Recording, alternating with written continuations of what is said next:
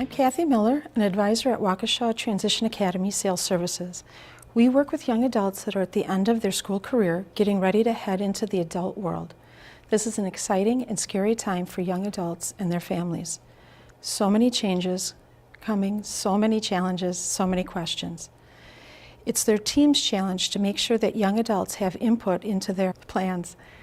Many times our young adults are adept at fading into the background, filled with anxiety about being laughed at or making a mistake or doing the wrong thing. They know that they struggle where others do not. They fear sharing their own goals and dreams.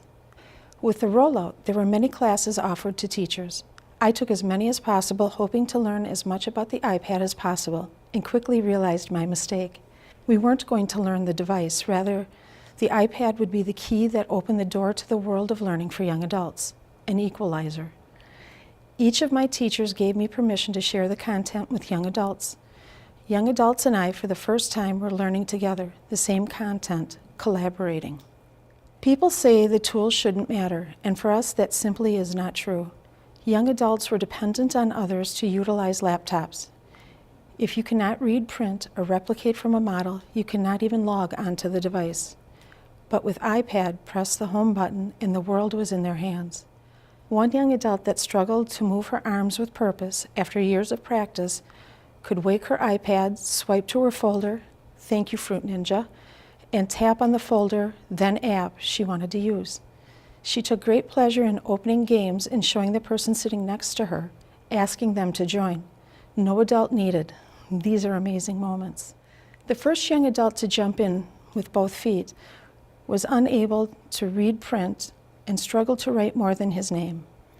Asked what would you like to learn, his response was swift and sure: to build a website about the dangers of texting while driving, walking, and riding a bike. We didn't have the skills yet. We would learn together. He had to set goals for himself and decided to use Siri to set his reminders. Siri wasn't understanding him and he was frustrated. He practiced for 2 hours to make Siri work for him. He smugly told us that to make Siri work, you needed to speak clearly and slowly. The same thing he had heard for years from his family, speech teachers, advisors, and friends. He was invested and determined, so it wasn't routine practice. This was important to him. The impact of what we were doing became crystal clear on the day young adults met with Steve Schloman, Brian Yearling, and Dale Van Kuren. I was not with them at the table, confidently showing what they were creating and answering questions. After the gentleman left, the three young adults were very emotional and in tears. They saw me, not my disability. Me was the statement that tore at my heart.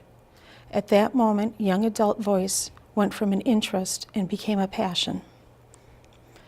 Young adult voice to me is anything that they have creative ownership in.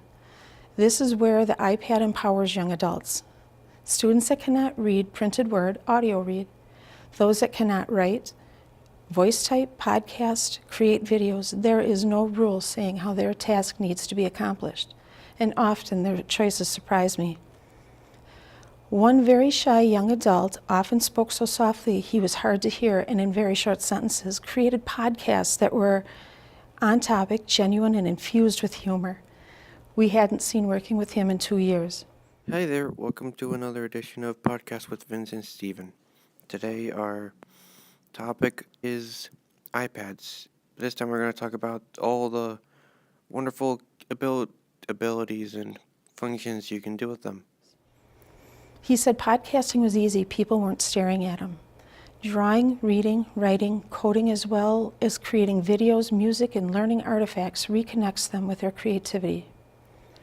As with all the other skills we have learned using our iPad, young adult voice is another that needs practice. Those agencies working with these young adults also have to practice listening to young adults in a variety of ways. Rather than meeting face-to-face, young adults can now advocate for a phone call or email. They are willing to share their dreams and hopes for their future. That may be with a video, a podcast, sketch notes, collage, or written format. As young adults and families move into the future, they take with them all of their artifacts and content they've created. These will serve as reminders and supports as they move forward.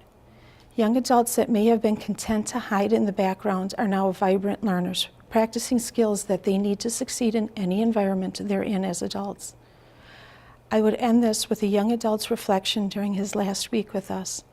Thank you for believing in me until I could believe in myself.